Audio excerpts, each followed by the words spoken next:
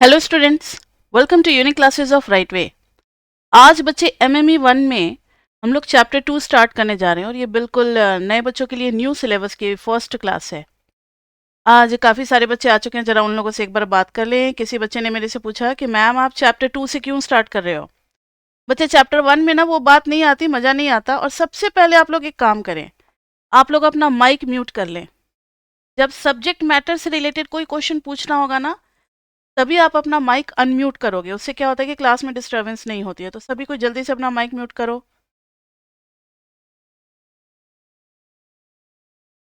Yes yes, chapter 1 होगा। Start हम लोग चैप्टर 2 से करते हैं। कैसे बातें करते हो, सारे चैप्टर तो कराएंगे ही।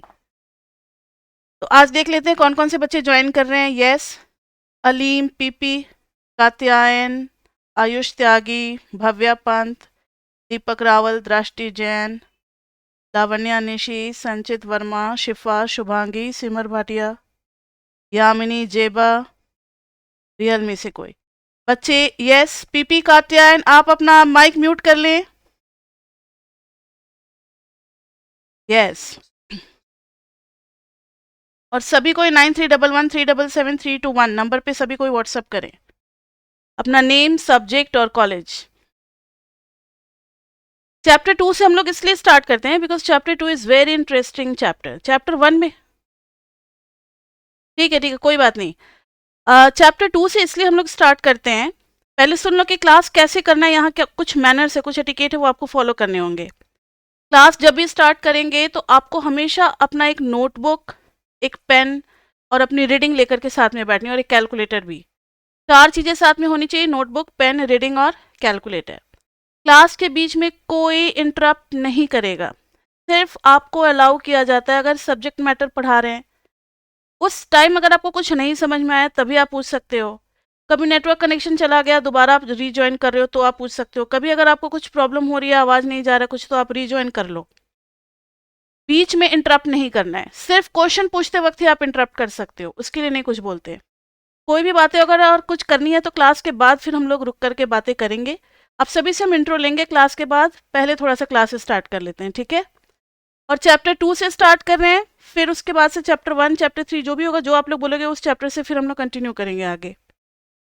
तो आप लोग मेरा एक वीडियो देखना, how to study, just a minute, how to study MME 1। वो वीडियो देखना, उसमें मैंने सिलेबस बता रखा है, कैसे क्या पढ़ना है वो सब बता रखा है। यस बच्चे, बोलो क्या पूछ रहे थे।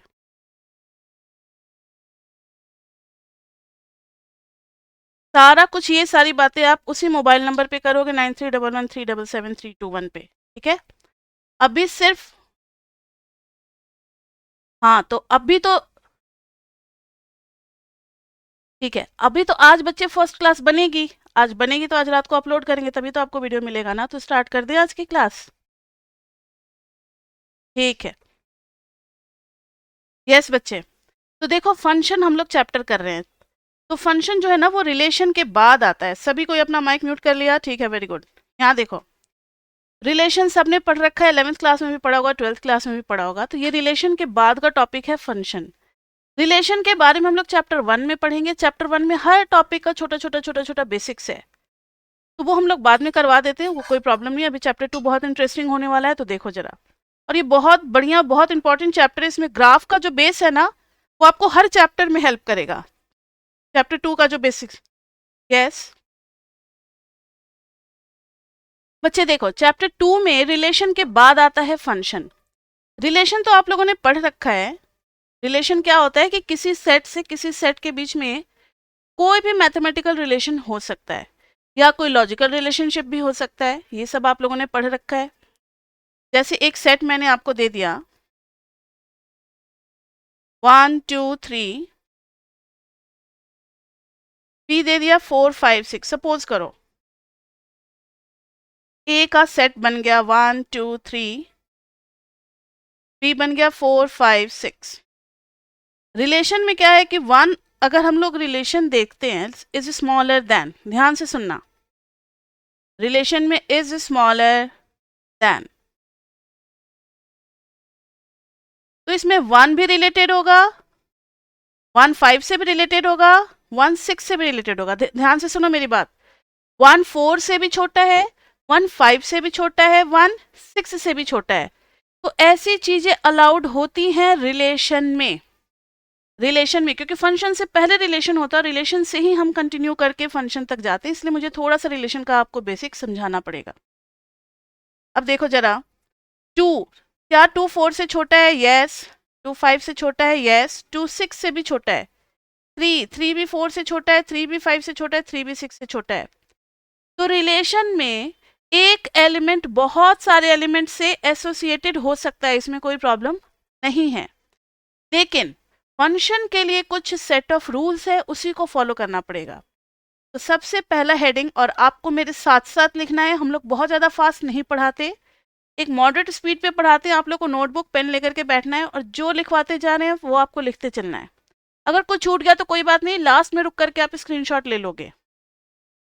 तो सबसे पहले लिखोगे, all relations are not function.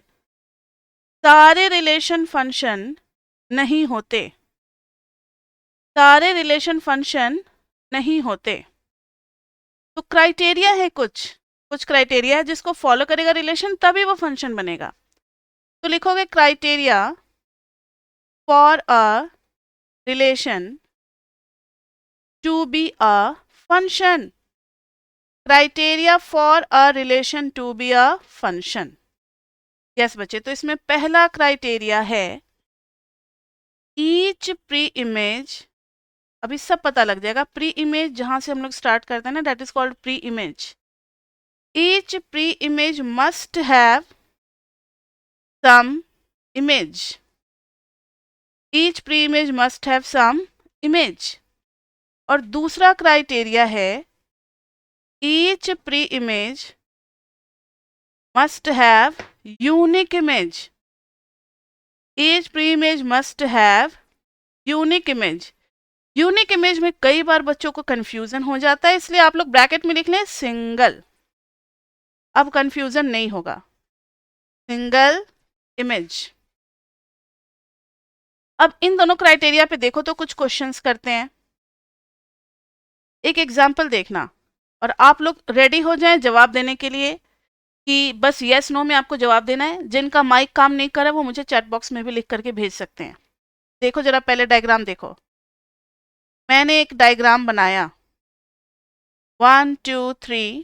Simple number यही होते हैं, इसलिए यही सबके दिमाग में आता है 4 5 6।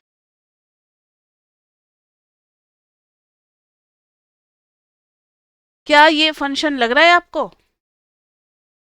Yes anybody? अगर किसी को आता है तो वो मेरे साथ शेयर कर सकता है, क्योंकि इस नो। क्यों नहीं? ठीक है नो। ठीक है ठीक है, नो नो नो। क्यों नहीं है? कौन कौन सा क्राइटेरिया फेल कर रहा है, फर्स्ट या 2?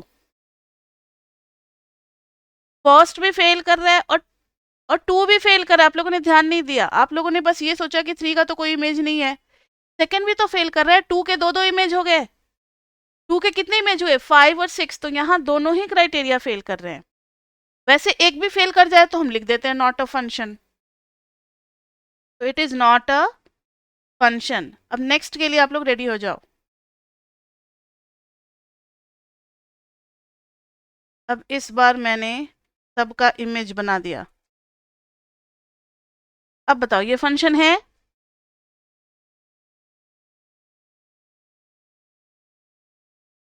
ठीक है। अब देखो, yes it is a function.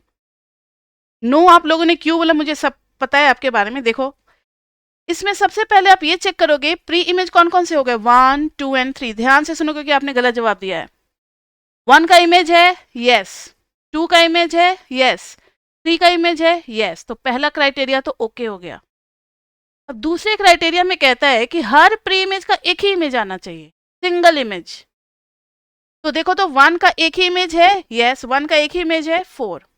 2 के कितने इमेज है? 2 का भी एक इमेज है, 5। 3 के कितने इमेज है? एक ही इमेज है, 5। तो yes it is a function. यानी क्या हम लोगों ने सीखा? क्या हम लोगों ने सीखा कि एक से ज्यादा इमेज हो सकते हैं अलग अलग प्री डोमेन के। मतलब बहुत सारे प्री डोमेन एक ही इमेज शेयर कर सकते हैं। समझ में आई बात? एक ही इमेज शेयर कर सकते हैं। तो सबसे पहले आपको यहां सीखना होगा डोमेन। डेफिनेशन नहीं लिखवा रहे क्योंकि इतना बेसिक तो आपको आता ही होगा। Domain is a set of all pre images. तो बताओ, तो अभी जो मैंने डायग्राम बनाया है उसमें डोमेन में कौन कौन से एलिमेंट आएंगे? यस, क्योंकि यही है प्री इमेज, यहीं से एरो। हाँ ठीक है। अब देखो, कोडोमेन।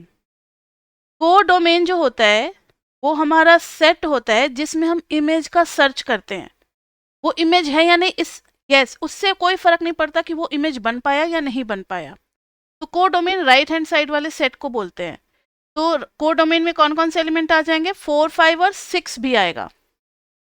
हाँ, लेकिन रेंज में, range is set of only images. तो इमेज सिर्फ कौन कौन बन पाया? 4 और 5। यस। अब आप लोग रेडी हो जाए, नेक्स्ट डायग्राम बना रहे हैं, उसमें आपको बताना है कि फंक्शन है या नहीं है। तो फिर डोमेन, कोडोमेन, रेंज तीनों हमें डिस्कस करना होगा। तो बी रेडी, ध्यान से देखो। 1 2 3 4 5, ये है फंक्शन।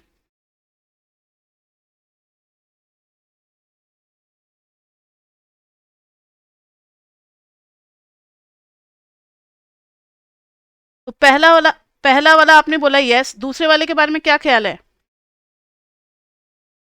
ठीक है, यस मैम। तो इसमें हमारा डोमेन क्या हो जाएगा? तीनों के तीनों एसोसिएटेड है। Yes, 1 2 and 3। Ma'am you are not audible. बच्चे जिनके लिए हम ऑडिबल नहीं, उनके लिए मुझे एक मैसेज लिखने दो। If I am not Audible, rejoin करो, क्योंकि बोलने पे भी तो उनको सुनाई नहीं देगा ना। रीजॉइन करो। तो यस बच्चे, ये हमारा इस वाले में, यस हमारा डोमेन कितना हो गया? 1 2 एंड 3। यस, को डोमेन में कौन कौन आएगा? 4 5 एंड 6। रेंज में क्या आएगा? ओनली 5। ये वाला भी फंक्शन है, इसमें हमारा डोमेन में क्या आएगा? 1 2 एंड 3। फिर उसके बाद से को डोमेन में क्या आएगा?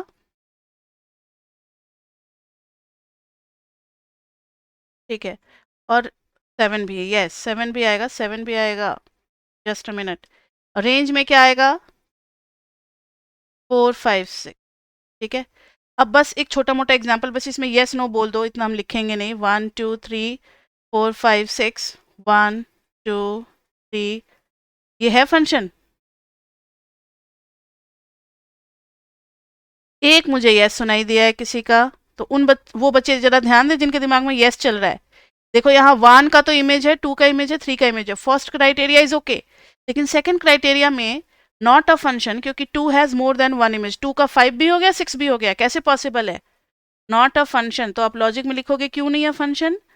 As 2 has more than 1 image, more than 1 image. अब इसमें क्या कर दें? ये है फंक्शन? नो। क्यों? क्योंकि 3 has, yes 3 has no image. 3 के पास कोई इमेज नहीं है।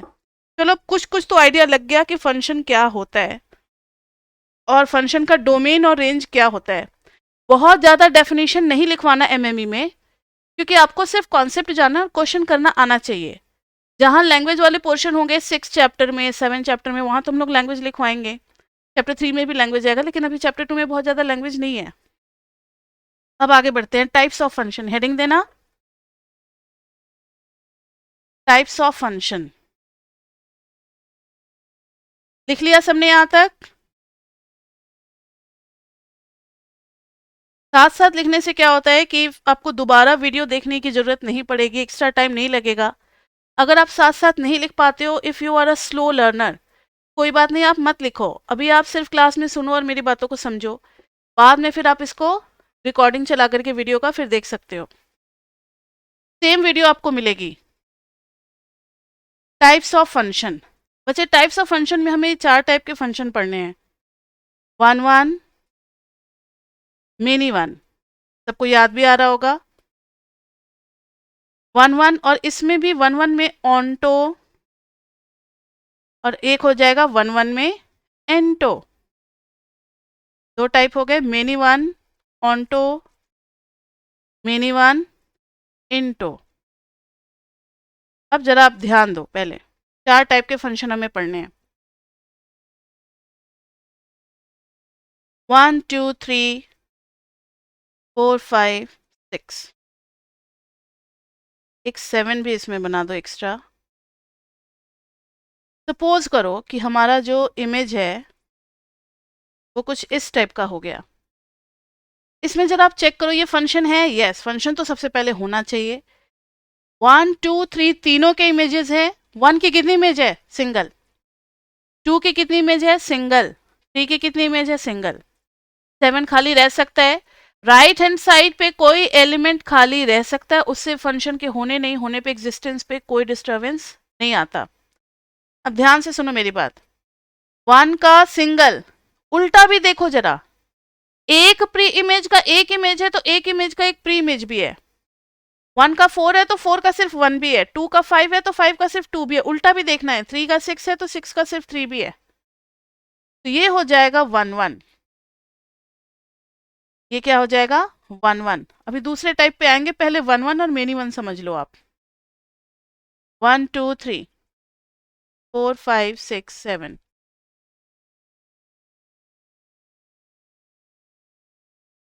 ये क्या हो गया? ये तो 1 का 4 है, ठीक है, बहुत बढ़िया। 2 का 4 है, 3 का 5 है, तो ये तो फंक्शन हो गया। लेकिन मोर than 1 pre images share same image, तो वर्ड जो है ना, मेनी टू 1, ऐसा कोई फंक्शन नहीं होता। 1 टू मेनी नहीं होता।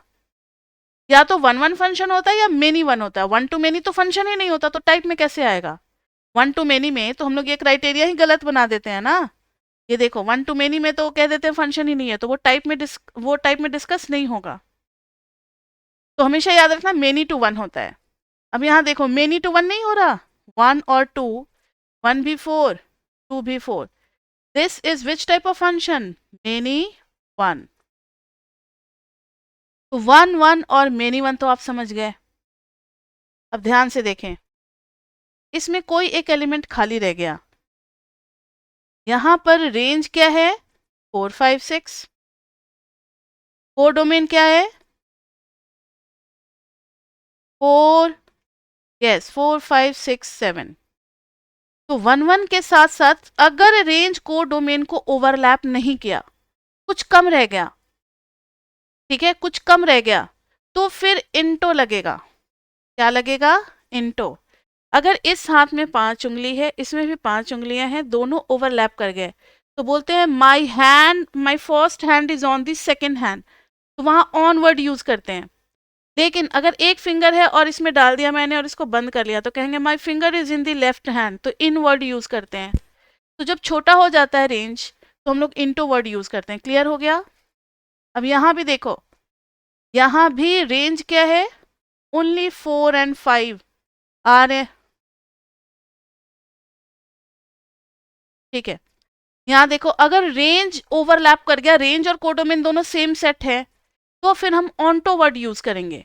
अगर range is a subset of codomain, then the function will be into type. तो कोडोमेन में देखो 4 5 6 7। Now tell me here whether range is subset of codomain or not.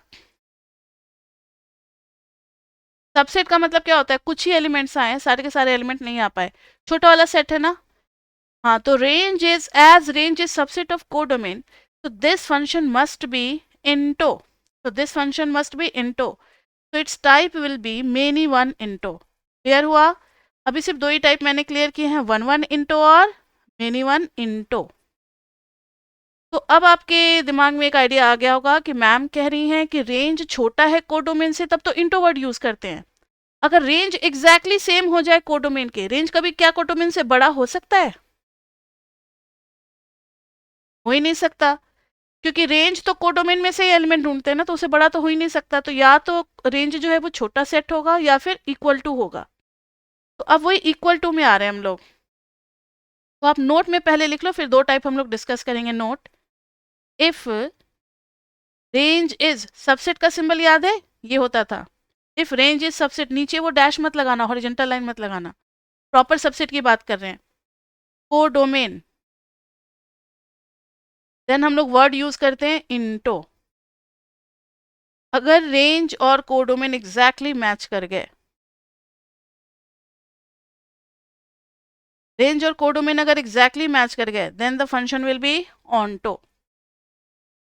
तो अब जरा दो टाइप आपको बताना है कि ये किस टाइप के फंक्शन है। आराम से, कोई जल्दीबाजी नहीं, आराम से सोचो फिर बताओ।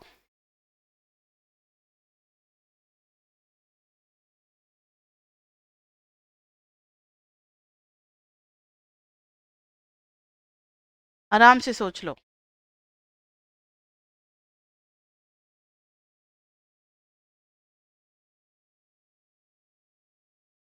अब चलो बताओ, फर्स्ट वाले का क्या होगा?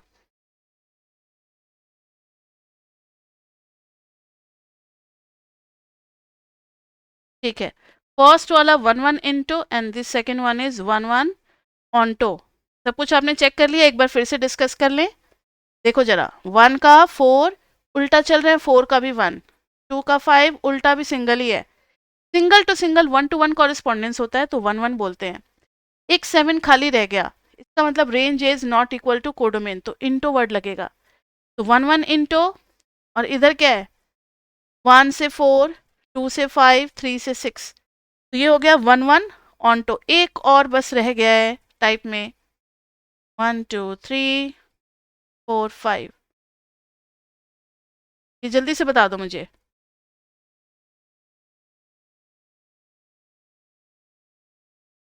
Yes, many one onto. हाँ, मेनी वन ऑनटो होगा, क्योंकि एक से ज्यादा प्री डोमेन शेयर कर रहा है सेम इमेज को, तो इसलिए मेनी वन लग गया।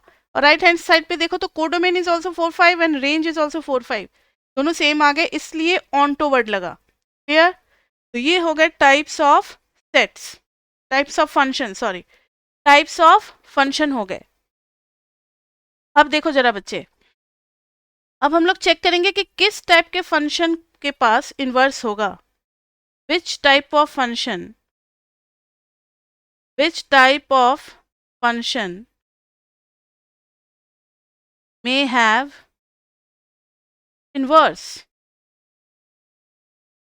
मतलब हमारे पास चार टाइप के फंक्शन है, उसमें से किसके पास इन्वर्स होगा?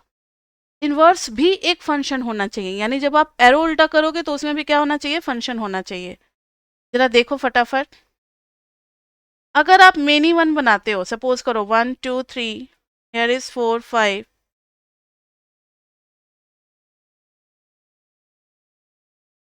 1 2 3 4 5 6, सपोज करो अगर मेनी वन बनाते हो तो उल्टा करोगे ना, उल्टा, तो 4 का 1 और 4 का 2, ये तो गलत बात है, 4 के दो दो इमेज कैसे हो सकते हैं? तो लिखोगे if function is, if function is many one, then many one का मतलब है कि अगर इधर x1 और x2 आप ले रहे हो, then f of x1 is equal to f of x2, दोनों के इमेज क्या हो रहे हैं? सेम हो रहे हैं, but x1 is not equal to x2।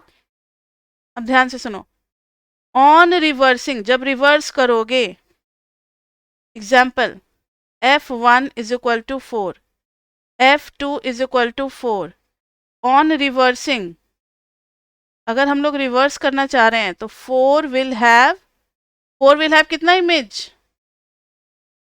2 images. तो मेनी वन में जब रिवर्स करोगे तो वो हो जाएगा 1 to many and 1 to many, कोई फंक्शन एग्जिस्ट नहीं करता है, तो इनवर्स डज नॉट एग्जिस्ट। किसके लिए नहीं एग्जिस्ट करता?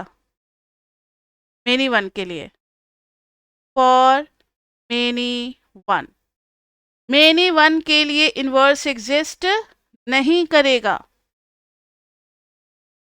चलो मैंने बना दिया 1 1, खुशी के लिए बना दिया, एक और इसमें डाल दो, just a minute, 7। Many one का इन्वर्स नहीं होगा तो मेनी वन के दोनों ही कैटेगरी कट हो गए, मेनी वन इंटो भी चले गए बाहर और मेनी वन ऑन्टो भी चले गए बाहर। अब 1 1 की बारी है।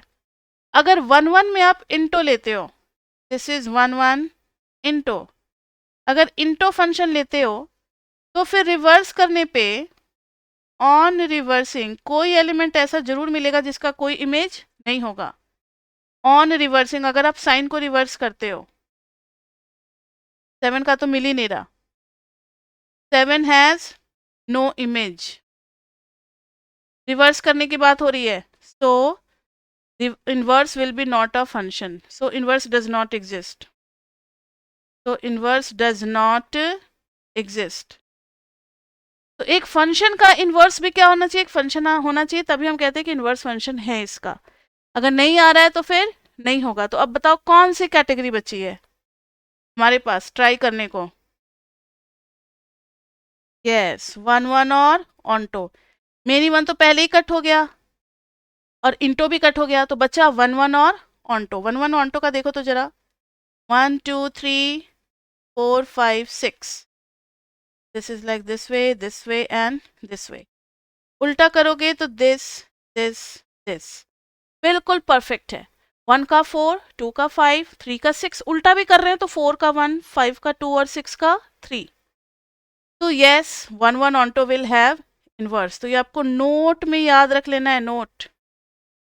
ओनली 1 1 ऑन्टो हैज इनवर्स, सिर्फ 1 1 ऑन्टो का इनवर्स होगा।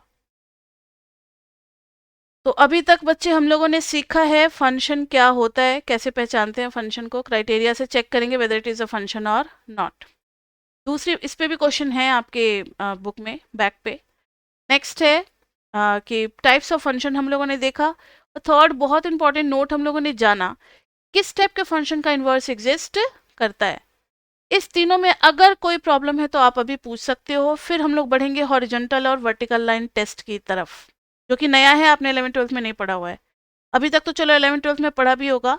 आगे जो टेस्ट पढ़ाने जा रहे हैं, हॉरिजॉन्टल लाइन टेस्ट और वर्टिकल लाइन टेस्ट, ये आपने नहीं पढ़ा हुआ, ये बिल्कुल नया है कॉलेज वाले बच्चों को। अगर यहाँ तक में किसी को भी कोई प्रॉब्लम, तो बच्चे आप बेझिझक अभी पूछ सकते हो। Any doubt? नो मैम, किसी का कोई क्वेश्चन नहीं आया? तो अब नेक्स्ट हेडिंग देना, ठीक है। नेक्स्ट हेडिंग देना horizontal line test and vertical line test and horizontal line test. Heading put करो, वर्टिकल लाइन टेस्ट एंड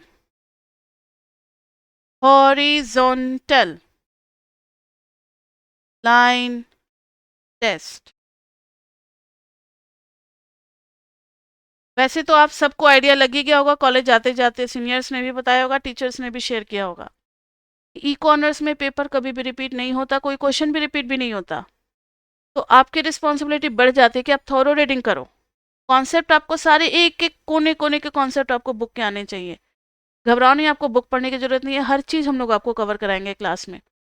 तो जब पेपर रिपीट नहीं होता, कई लोगों ने आपको कॉलेज में कहा होगा कि अरे कॉलेज में बस जो टीचर पढ़ाते वही नोट्स पढ़ के जाओ, पास कर जाओगे। इको ऑनर्स में, और वो भी डीयू के अंदर, ऐसी चीज़ें नहीं होती। यहाँ सीरियसली पढ़ना पड़ता है, जैसे मेडिकल इंजीनियरिंग के बच्चे पढ़ते हैं उससे भी ज़्यादा।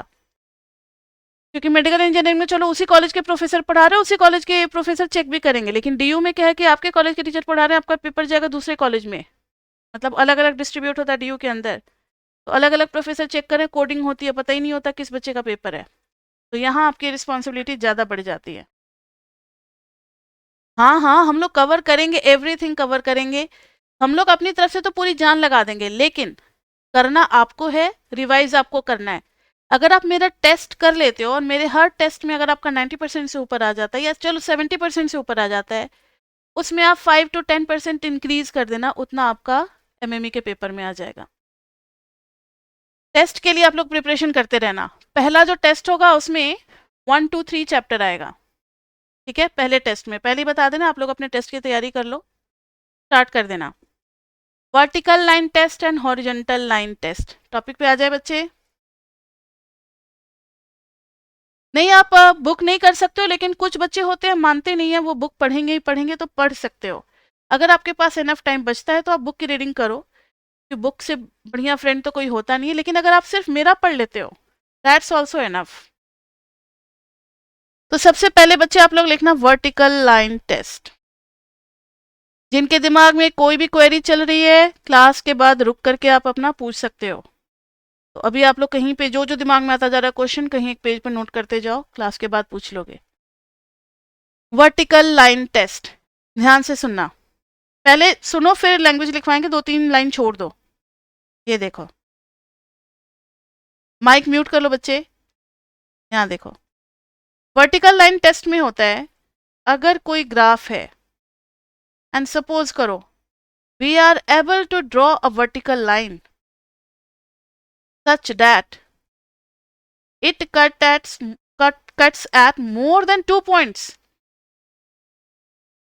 अगर ये मोर देन 2 पॉइंट पे अगर कट करता है, इसका मतलब पता है क्या होता है बच्चे, कि एक ही x, हाँ एक ही x दो y दे रहा है। एक ही वर्टिकल लाइन एक से ज्यादा जगह कट करने का मतलब है एक x सिंगल जो है ये मोर देन 1 से, हाँ तो यूनिक इमेज वाली बात तो गलत हो गई यहाँ पे। सुनो ध्यान से, रिपीट कर, yes yes. Vertical line test में होता है कि अगर किसी ग्राफ का, किसी रूल का, किसी फंक्शन का आपने ग्राफ बनाया, और ग्राफ में अगर वर्टिकल लाइन आप कहीं भी ड्रॉ कर लो, कहीं भी एक सिंगल वर्टिकल लाइन भी मिल जाता है जो मोर देन 1 पॉइंट पे कट कर रहा है, देखो ना 1 2, मोर देन 1 पॉइंट पे कट कर रहा है, इसका मतलब है कि एक सिंगल x जो है वो 2y से रिलेटेड है। 2y क्या 3 भी हो सकता है अगर ऐसे हो गया तो मोर देन 1 का मतलब है कि एक प्री इमेज का मोर देन 1 इमेज होगा। क्या ये फंक्शन होगा? Not a function. तो ऐसे क्वेश्चंस आते हैं आपके पेपर में कि draw the graph of the given rule and examine if it is a function और नॉट। तो आपको ग्राफ बनाना आना चाहिए।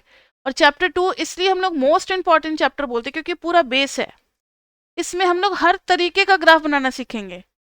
फिर जो कुछ कसर रह जाएगी चैप्टर 6 में ग्राफ बनाना एडवांस वर्जन सीखेंगे, फिर जो कुछ कसर रह जाएगी चैप्टर 9 में ग्राफ बनाना सीखेंगे। इसलिए ग्राफ जो है आपको 3 चैप्टर में पढ़ना है, 2 में, 6 में और 9 में।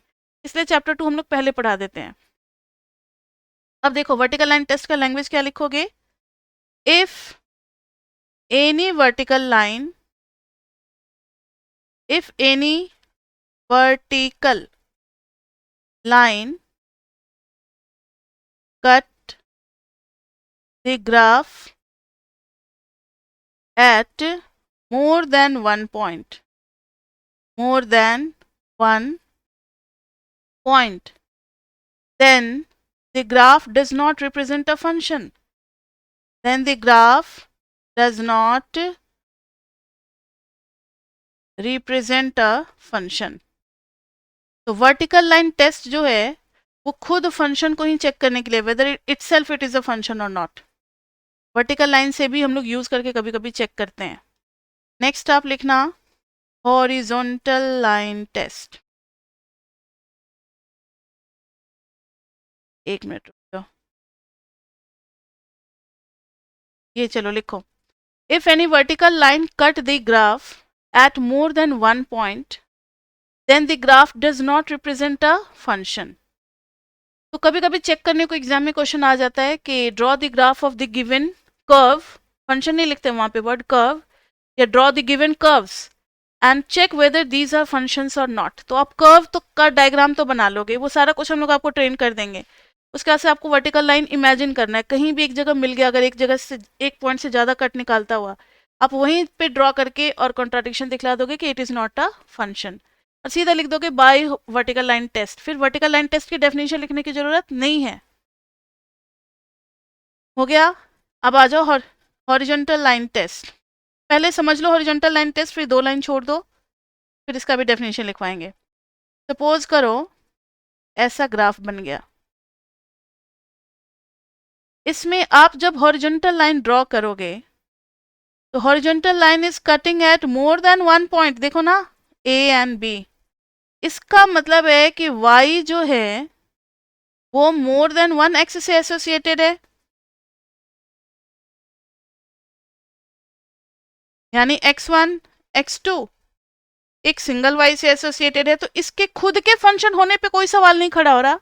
Yes itself it is a function, but इसका इनवर्स फंक्शन नहीं होगा।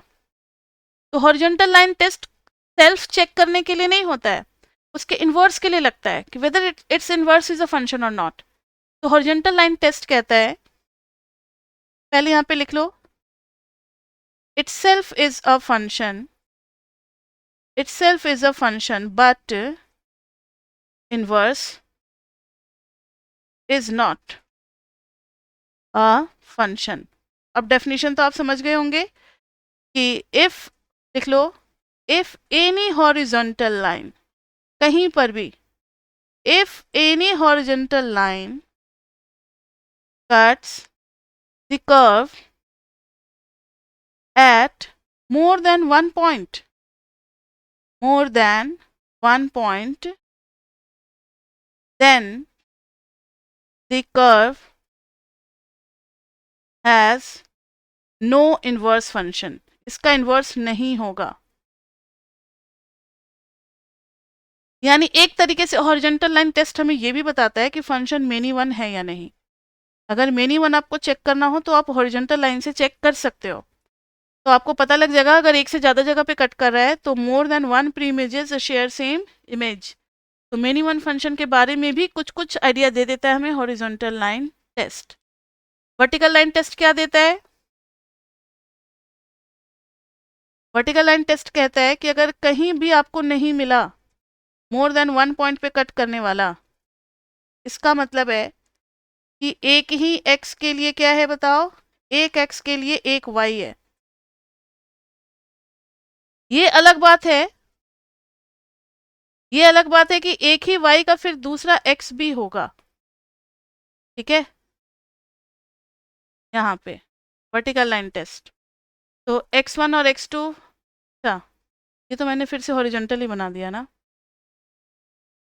वर्टिकल लाइन टेस्ट खुद के लिए है, उससे कुछ ये नहीं पता लगेगा, इससे कुछ आइडिया नहीं लगेगा, तो छोड़ दो। हॉरिजॉन्टल से हमें मेनी वन का पता लग जाता है, ठीक है। तो ये दोनों टेस्ट का यूज करके आपको कुछ क्वेश्चंस करने हो सकते हैं। तो अब मुझे बताओ तो जरा, जो सर्कल बनाते हैं, now tell me if circle is a function और नॉट। नहीं है, नॉट अ फंक्शन।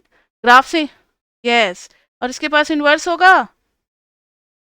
इन्वर्स भी नहीं होगा, क्योंकि वर्टिकल लाइन टेस्ट कह रहा है फंक्शन नहीं, और हॉरिजॉन्टल लाइन टेस्ट कह रहा है इसका इन्वर्स नहीं है, ठीक है। यस बच्चे, तो वर्टिकल लाइन ये बता रहा है कि ये फंक्शन नहीं है, और हॉरिजॉन्टल लाइन बता रहा है नॉट अ फंक्शन, और इन्वर्स नहीं है। अब जो आपने बेसिक 11th 12th में ग्राफ पढ़े थे, फटाफट सबका बोलते चलो। आपने ये वाला पैराबोला पढ़ा हुआ है, जल्दी से बताओ इस पैराबोला के बारे में।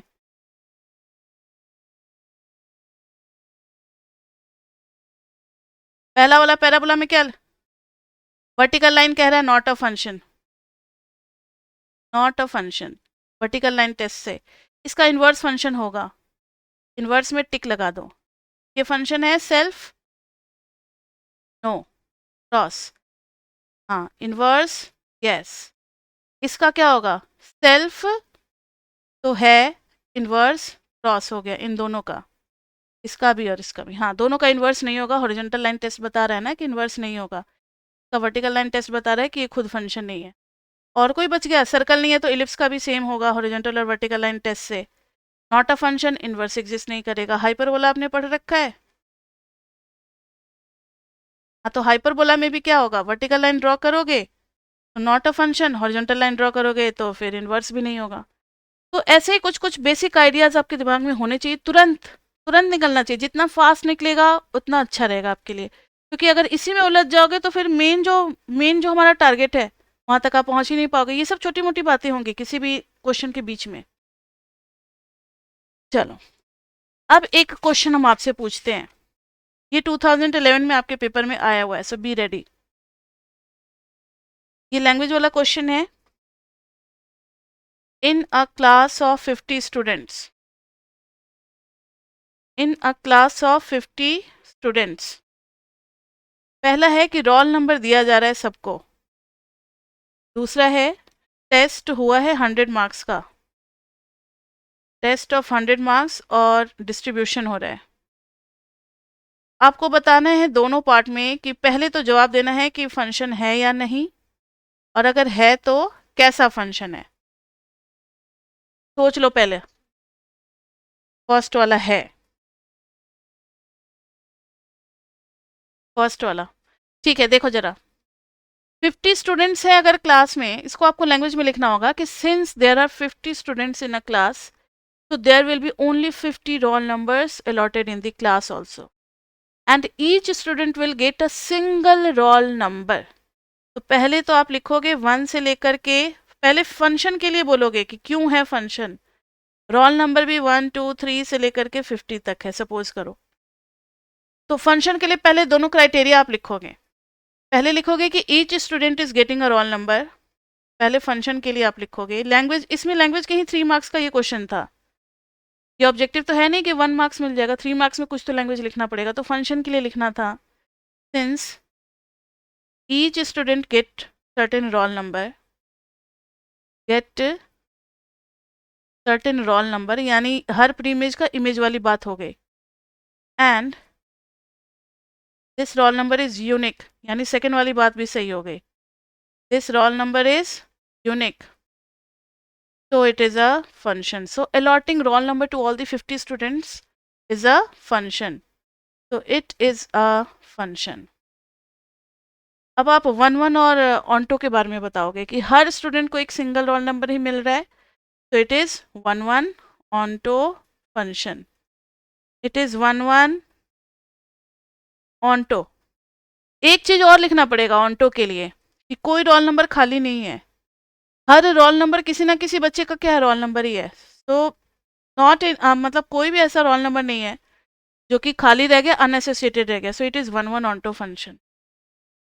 अब दूसरे वाले में देखना मार्क्स डिस्ट्रीब्यूशन हो रहा है,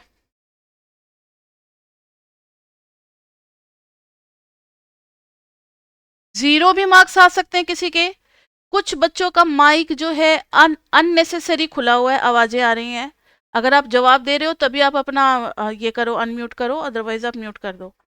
यहाँ देखो 1 मार्क्स भी आ सकता है, 2 मार्क्स भी आ सकता है, 300 भी आ सकता है, 75 भी आ सकता है, कोई भी मार्क्स आ सकता है। बच्चे हैं 50, 4 5 बच्चों ने चीटिंग कर ली, सबके आगे कितने 75, ऐसा भी तो हो सकता है कि 0 किसी को आया ही ना हो, 100 किसी को आया ही ना हो, तो 1 मिनट, हाँ, तो राइट हैंड साइड पे कुछ मार्क्स जो है वो अनटच्ड भी रह सकता है, अनएसोसिएटेड भी हो सकता है, जो कि इमेज नहीं बन पाए, तो ये तो इंटो की कैटेगरी में लाई करेगा। और मेनी वन इसलिए क्योंकि मोर than one student may get same marks, ऐसा थोड़ी है कि अगर 75 एक बच्चे को आगा तो टीचर 75 किसी और को नहीं दे सकती, बिल्कुल दे सकती है।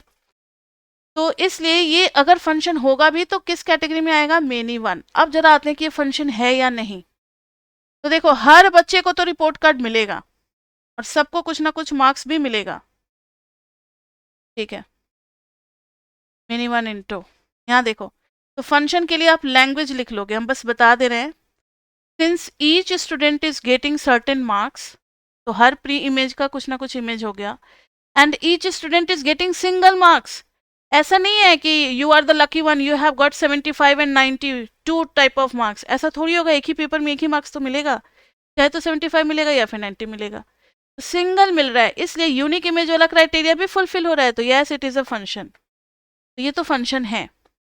और किस टाइप का है फंक्शन बच्चे बताना,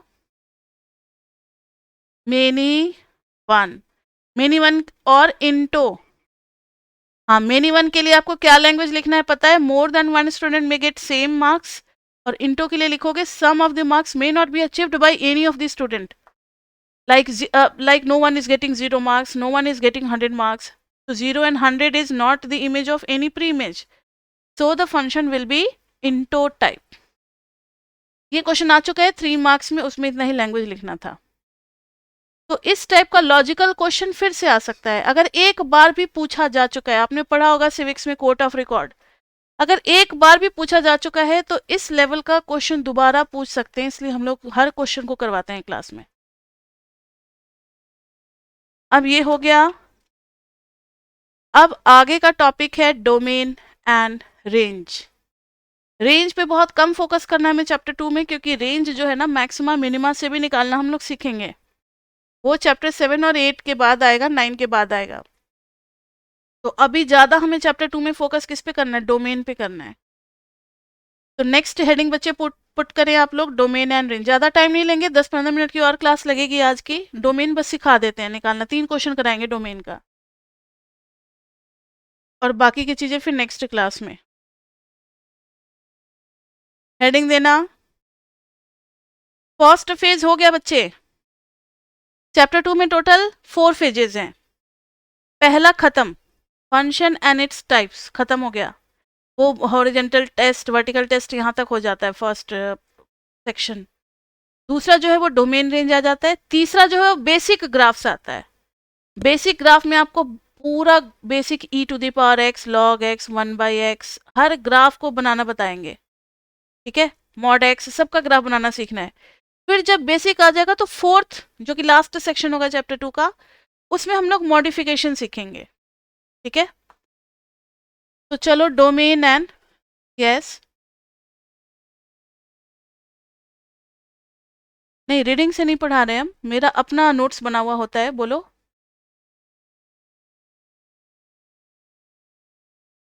रीडिंग में टाइप्स ऑफ फंक्शन नहीं दे रखा है, मिनी वन ऑनटो ये सब नहीं दे रखा है। वो हम लोग इतने सालों से पढ़ा रहे हैं ना, तो हम लोग को पता होता है कि इससे क्वेश्चन पूछा है तो इस टॉपिक को एलाबरेट कर दो। तो रीडिंग हम लोग जरूर, रीडिंग बेस्ड पढ़ाई जरूर करते हैं, लेकिन कुछ अपना भी उसमें ऐड करते रहते हैं नॉलेज, ठीक है। चलो, डोमेन एंड रेंज जो हम क्लास में पढ़ा रहे हैं वही नोट्स हो गया आपके लिए, कॉन्सेप्चुअल नोट्स। असाइनमेंट और पीपी का मिलेगा आपको, ध्यान से देखो। Domain and range, domain, domain अभी थोड़ी देर पहले जब हम लोगों ने टाइप्स ऑफ फंक्शन किया था तो उसमें बताया था मैंने, set of all pre images, set of all pre images. ये थोड़ा भारी भरकम लगता है सुनने में, तो जरा एक इजी से एग्जाम्पल के थ्रू समझो। अगर मैंने y equal to 2x plus 5 बोला और फिर कहा कि फाइंड इट्स डोमेन, डोमेन ये बताएगा कि कौन कौन सी x की वैल्यू आप फंक्शन के अंदर पुट कर सकते हो। बताओ तो जरा, हम किस किस x को यहाँ पे पुट कर सकते हैं?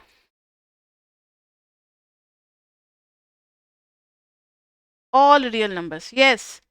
ऐसा कोई x का वैल्यू है ही नहीं जिसको हम 2 से मल्टीप्लाई ना कर पाए। नंबर में कौन कौन से नंबर होती है, चैप्टर 1 में हम लोग पढ़ेंगे real numbers, imaginary number. Real numbers के अंदर आते हैं नेचुरल नंबर, 1 2 3 4 वाले होल नंबर जो 0 से स्टार्ट होते हैं। फिर इंटीजर्स आते हैं, +-1 +-2 ये सब आते हैं। कैसे रैशनल होगा, इरेशनल, हाँ, कोई भी इवन ऑड वो सब भी, सब किसी भी नंबर को आप 2 से मल्टीप्लाई कर सकते हो। दुनिया का कोई ऐसा नंबर नहीं है जिसको आप 2 से मल्टीप्लाई नहीं कर सकते, और दुनिया का ऐसा कोई नंबर नहीं है जिसको आप 5 ऐड भी नहीं कर सकते। सब में आप 5 ऐड कर सकते हो फ्रीली। तो यहाँ x की कोई वैल्यू हमें कोई मना नहीं करा पुट करने से, बेझिझक कोई भी वैल्यू पुट कर दो। और याद रखना MME रियल नंबर सिस्टम में काम कर रहा है, क्योंकि हम बिजनेस ओरिएंटेड कोर्स कर रहे हैं, बिजनेस के हिसाब से जो डेली लाइफ में होता है। तो कॉम्प्लेक्स नंबर, इमेजिनरी नंबर हमें नहीं पढ़ना। कॉम्प्लेक्स नंबर प्योर मैथमेटिक्स में ब्रांच में पढ़ाया जाता है। MME के बच्चों को कॉम्प्लेक्स नंबर नहीं पढ़ना, ट्रिगो भी बहुत ज़्यादा नहीं पढ़ना है। ट्रिगो का कहीं कोई यूज़ नहीं है। एक छोटा सा वेक्टर में cos थीटा आएगा, बस cos 90 डिग्री 0 होता है, cos 0 1 होता है, इतना ही यूज़ करेंगे हम लोग। तो ट्रिगो भी हट चुका है। तो आपके लिए गुड न्यूज़ ये है कि कॉम्प्लेक्स नंबर आपको नहीं पढ़ना और ट्रिगो नहीं पढ़ना है। तो यहाँ सुनो, डोमेन, इसका डोमेन हो जाएगा ऑल रियल नंबर्स, और रियल नंबर के सेट को हम लोग कैपिटल R से लिखते हैं, या फिर आप ऐसे भी लिख सकते हो, -∞ to ∞, ये भी रिप्रेजेंट करता है रियल नंबर्स। इंटरवल के फॉर्म में लिखना आता है सभी को। अब देखो, अब मैंने अगर आपको एग्जाम्पल दे दिया,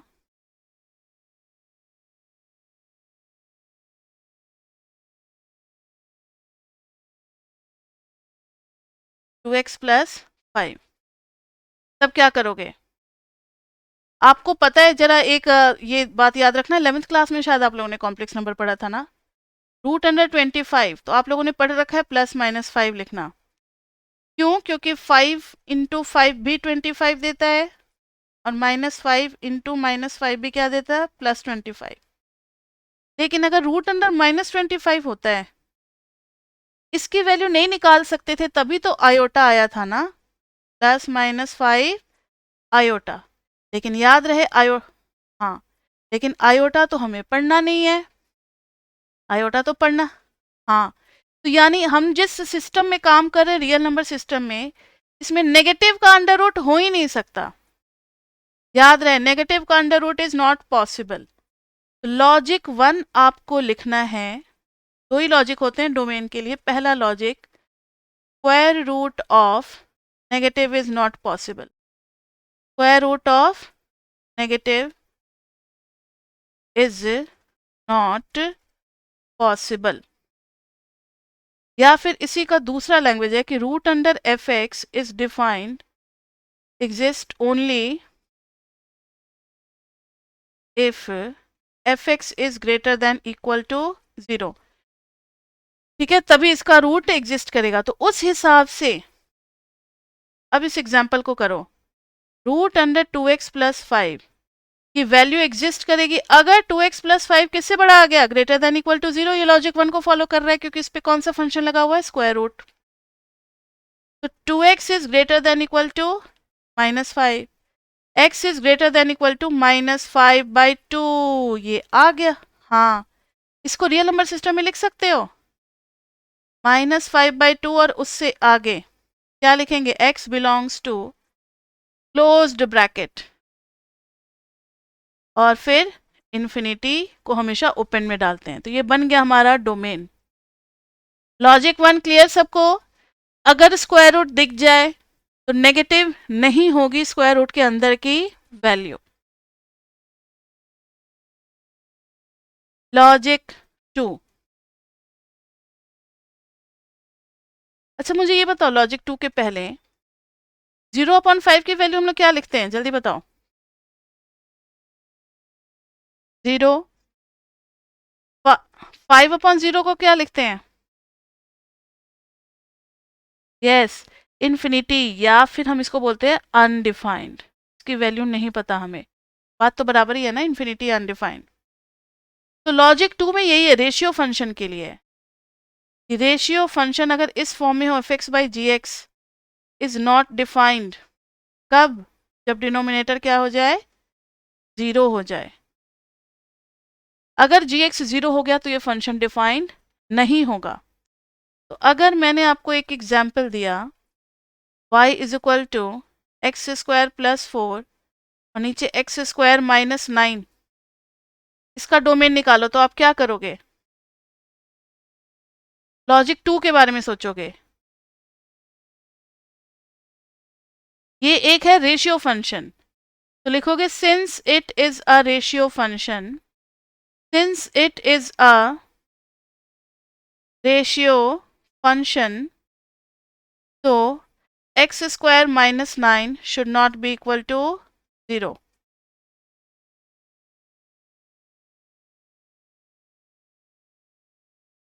ठीक है, should not be equal to 0। अब इसको तो बच्चे आपको तोड़ने आता ना, फैक्टराइज करने। नॉट बी इक्वल टू 0 यानी x - 3 x + 3 should not be equal to 0, which implies x should not be equal to 3 और -3। यानी इस दो नंबर को छोड़ करके कोई भी रियल नंबर ले लो, all will be considered as your domain। So now this time we can write domain as all real numbers minus, सिर्फ 2 फाइनाइट वैल्यूज बच्चे हमें रिमूव करनी है अपने सेट से, ओनली 2। उनको आप कर्ली ब्रेसेस में लिख देना, ये गलती मत करना। इसमें पता है आप -3 और 3 के बीच की भी सभी वैल्यूज को आप हटा दोगे, वो तो रहेंगे ना हमारे डोमेन में। तो सोच समझ करके ब्रैकेट देना। या फिर कोई चाहे तो ऐसे लिख सकता है, -3 नहीं लेना और 3 नहीं लेना, तो वो ऐसे भी लिख सकता है, -∞ से -3 ओपन में, यूनियन -3 से 3 ओपन में। इसमें क्या हुआ, -3 आउट हो गया, ना लेफ्ट वाले इंटरवल में आया ना राइट वाले इंटरवल में आया। फिर यूनियन लगा देंगे 3 से इन्फिनिटी, तो इससे क्या हो गया कि -3 कहीं भी नहीं आया और +3 भी कहीं भी नहीं आया। तो दोनों तरीके से आप अपना डोमेन लिख सकते हो। ठीक है, अब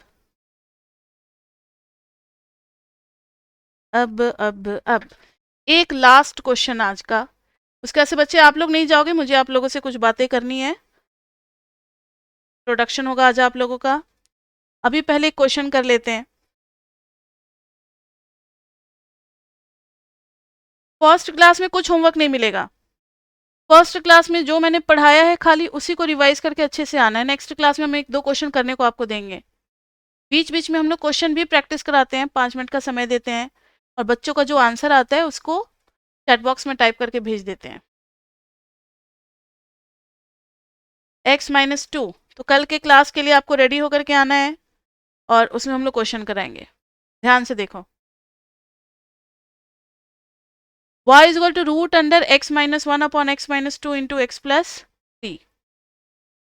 इसमें बच्चे कौन सा लॉजिक लगेगा? मेरा दिमाग नहीं काम कर रहा। चलो आप ही लोग बताओ।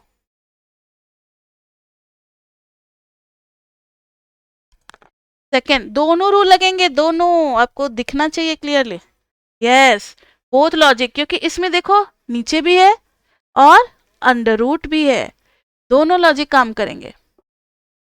तो पहले हम लोग ये कहेंगे, since it is ratio function, since it is ratio function, तो x-2 x plus 3 cannot be equal to 0.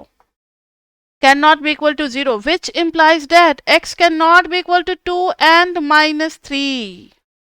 चलो अभी फिलहाल कुछ तो राहत की सांस मिली। सिर्फ अभी 2 वैल्यूज, हमारे पूरे रियल नंबर में से सिर्फ 2 वैल्यूज को एक्सक्लूड करना है। लेकिन अभी स्क्वायर रूट हमने नहीं सॉल्व किया हुआ है। सिंस इट इज अब पूरा लिखना है स्क्वायर रूट फंक्शन, तो x-1 upon x-2 x plus 3 should be greater than equal to 0. अब इस पूरे को ग्रेटर देन इक्वल टू 0 होना है। अब जो हम आपको टेक्निक बताने जा रहे हैं, साइन डायग्राम, हो सकता है आप में से कई बच्चों ने 11th-12th में किया भी होगा, इंक्रीजिंग डिक्रीजिंग के लिए जो करते थे 12th में, वो किया होगा तो उन लोगों को पता होगा। जिन लोगों को नहीं पता कोई बात नहीं, हमें सारे लीनियर फैक्टर्स को अलग अलग जीरो के साथ इक्वेट करना होता है। किस किस x के लिए पूरी एक्सप्रेशन पॉजिटिव आएगी उसके लिए आपको थोड़ा सा साइन डायग्राम बनाना पड़ेगा। तो हर लीनियर फैक्टर को आप 0 से इक्वेट करो, x इज इक्वल टू 1। ये रफ वर्क होता है, ये हमें शो नहीं करना होता, ये सिर्फ आप अपने माइंड में रखोगे। x-2 0 करोगे तो x is equal to 2, x plus 3 0 करोगे तो x इज इक्वल टू -3। अब हमारे पास 3 वैल्यूज है, -3, 2 और 1। नंबर लाइन पे सबसे पहले कौन सी वैल्यू मिलेगी? -3, फिर 1, फिर 2। ये 3 ऐसे क्रिटिकल वैल्यूज हैं। आप में से कई बच्चों ने हो सकता है मैथ्स की जी भी ली होगी, तो ये सारी बातें वहां भी पढ़ाई जाएगी जी में। कुछ कुछ टॉपिक सेम है, 30-40%। जी में लेवल ज़्यादा है, मैथमेटिक्स है ना, प्योर मैथमेटिक्स। जी की भी क्लासेस यहाँ होती है, आप उसके लिए भी कॉन्टैक्ट कर सकते हो। आगे देखो, -3, -3 से पहले एक इंटरवल है, -3 से 1 तक है, 1 से 2 तक है और एक 2 से आगे है +∞ तक। हर इंटरवल में से एक इजी सी वैल्यू आपको चूज करनी है और इस एक्सप्रेशन में पुट करना है।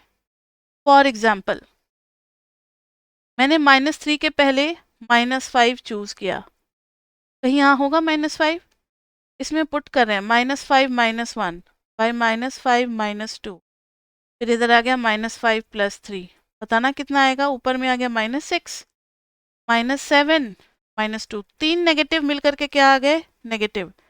हमें सिर्फ साइन से मतलब है, न्यूमेरिकल वैल्यू से मतलब नहीं है। अब आप -3 और 1 के बीच की कोई भी एक वैल्यू बताओ, जल्दी बताओ। 0 0 डालोगे तो ऊपर में -1,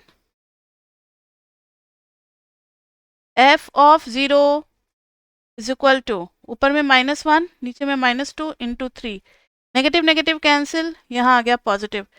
कुछ बच्चे ये गलती करते हैं कि मैम ऑल्टरनेट पॉजिटिव नेगेटिव ही हर बार आता है, तो इतना मेहनत क्यों करें, एक निकालेंगे सबको ऑल्टरनेट डाल देंगे। इससे बचना है बच्चे आपको, ऐसा जरूरी नहीं है। कुछ क्वेश्चंस मिलेंगे कभी ना कभी, हर बार मिलते हैं बच्चों को, जिसमें एडजेसेंट 2 अगल बगल वाले इंटरवल में भी सेम साइन आ जाता है। तो थोड़ा सा तो टाइम लगेगा, आपको चेक कर करके ही साइन पुट करना है, मेरी बात ध्यान रखना। नेक्स्ट, 1 और 2 के बीच में 1.5 डाल दो, 1.5 डालोगे तो ऊपर में पॉजिटिव, 1.5 माइनस 1 ये नेगेटिव और ये फिर पॉजिटिव, तो एक नेगेटिव है तो नेगेटिव बना दिया। अब 2 से आगे यस,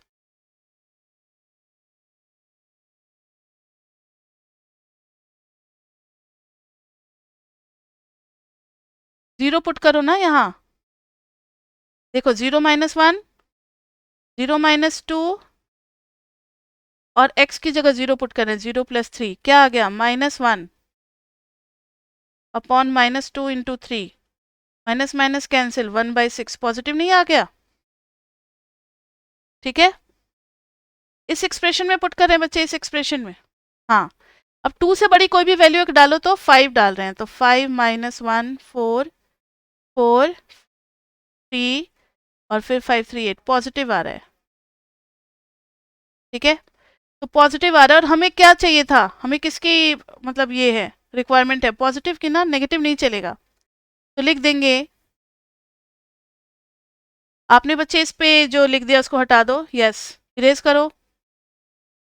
अब देखो जरा, तो f x for f x greater than equal to 0 x must belong to, कहाँ से कहाँ तक पॉजिटिव के लिए -3 to 1, पूरा ऐसे कर दो, -3 to 1 union 2 to infinity, but दो वैल्यू एक्सक्लूडेड थी, 2 और -3 नहीं लेना हमें, 2 और -3 नहीं लेना हमें क्योंकि डिनोमिनेटर को डिस्टर्ब कर रही है।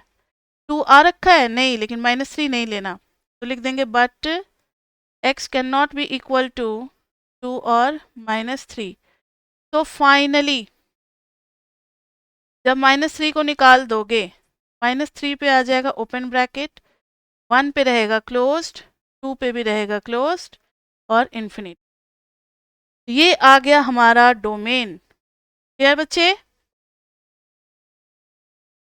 तो इस टाइप का डोमेन वाला क्वेश्चन आपको प्रैक्टिस करके नेक्स्ट क्लास में आना है।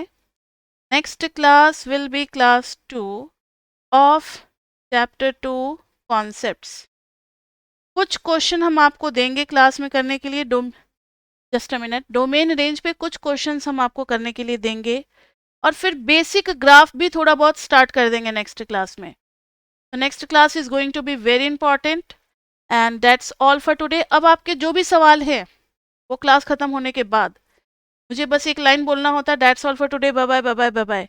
इसका मतलब रिकॉर्डिंग बंद हो गई। ठीक है, उसके बाद से आप अपने सवाल पूछ सकते हो, तो वेट करो। तो बच्चे सभी आप लोग इसको रिवाइज करके नेक्स्ट क्लास में आओगे, 2-3 क्वेश्चन हम आपको देंगे करने के लिए, तो आपको क्लास में ही करना होगा, मुझे आंसर बताना होगा। तो next class is going to be very important from graph point of view also, क्योंकि बेसिक ग्राफ्स करेंगे और जब तक बेसिक ग्राफ नहीं आएगा मॉडिफिकेशन भी समझ में नहीं आने वाला। That's all for today, see you in the next class, bye bye bye bye bye.